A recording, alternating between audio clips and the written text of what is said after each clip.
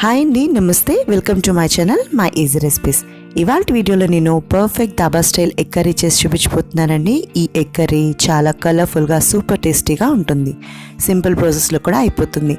అన్నీ మన ఇంట్లో ఈజీగా అవైలబుల్గా ఉండే ఇంగ్రీడియంట్స్తోనే చేసేసుకోవచ్చండి. మరి ప్రాసెస్ ఏంటో చూసేద్దామా?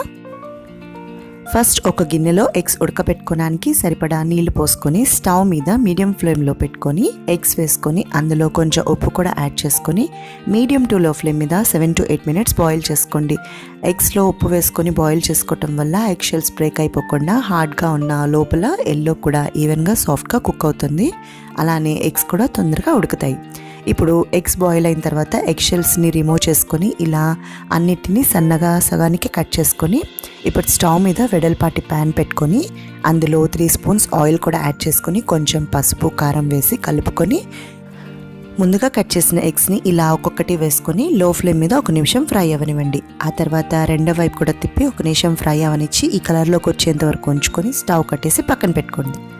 ఇప్పుడు స్టవ్ మీద ఒక ప్యాన్ పెట్టుకొని 4 spoons ఆయిల్ యాడ్ చేసుకొని అందులో లవంగాలు, యాలకలు, దాల్చిన చెక్క, కొద్దిగా జీలకర్ర, మిరియాలు, సోంపు కూడా వేసుకొని మీడియం ఫ్లేమ్ మీద పెట్టుకొని వేయించుకోండి.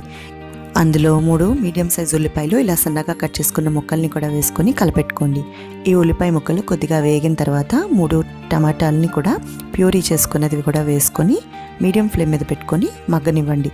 ఇలా మగ్గిన తర్వాత గ్రేవీ కోసం ఒక మిక్సీ జార్ తీసుకొని అందులో 3 to 4 spoons ఈ ఆనియన్ టొమాటో ముక్కల్ని కూడా వేసుకొని కొంచెం వాటర్ యాడ్ చేసుకొని స్మూత్ ప్యూరీ లాగా గ్రైండ్ చేసుకోండి. ఇప్పుడు అదే ప్యాన్లోకి ఈ గ్రైండ్ చేసిన ప్యూరీని కూడా వేసుకొని మిక్స్ చేసుకోండి. ఇలా మిక్స్ చేసుకున్న తర్వాత కొద్దిగా పసుపు, ఉప్పు వేసుకొని కలుపుకోండి. తర్వాత 1 స్పూన్ అల్లం వెల్లుల్లి పేస్టు, సన్నగా కట్ చేసుకున్న పచ్చిమిర్చి, అల్లం ముక్కలు 1 స్పూన్ కూడా వేసుకొని కలుపుకోండి. అందులోనే ధనియాల పొడి, గరం మసాలా పొడి కూడా వేసుకొని బాగా మిక్స్ చేసుకోండి. కొంచెం నీళ్లు పోసుకొని అందులో కరివేపాకు కూడా వేసుకొని ఇలా కలపెట్టుకోండి. తర్వాత రుచికి తగినంత ఉప్పు, కారం కూడా వేసుకొని కలపెట్టుకోండి. ముందుగా ఫ్రై చేసుకున్న ఎగ్ పీసెస్ని కూడా ఇలా ఒక్కొక్కటిగా వేసుకొని మిగిలిన ఆయిల్ కూడా ఉంది కదా అది కూడా వేసుకొని కలుపుకోండి. ఇప్పుడు లో ఫ్లేమ్ మీద పెట్టుకొని ఈ ఎగ్స్కి మసాలా బాగా గ్రేవీ బాగా ఫ్లేవర్లో బాయిల్ చేసుకోవడానికి 2 minutes మూత పెట్టుకొని మగ్గనివ్వండి. ఇలా మగ్గిన తర్వాత కొద్దిగా కసూరి మెతిని కూడా అరచేతుల్లో నలుపుకొని వేసుకోండి. ఇప్పుడు ఫ్రెష్గా ఉన్న పాల మీద మీగడ 1 స్పూన్ వేసుకొని చిన్నగా ఎగ్ స్మాష్ అవ్వకుండా కలుపుకోండి. ఇలా పాల మీద మీగడ వేస్తే గ్రేవీ బాగా రుచిగా మంచి టెక్స్చర్లో వస్తుంది. ఇప్పుడు సన్నగా కట్ చేసుకున్న కొత్తిమీర కూడా వేసుకొని కలుపుకోండి.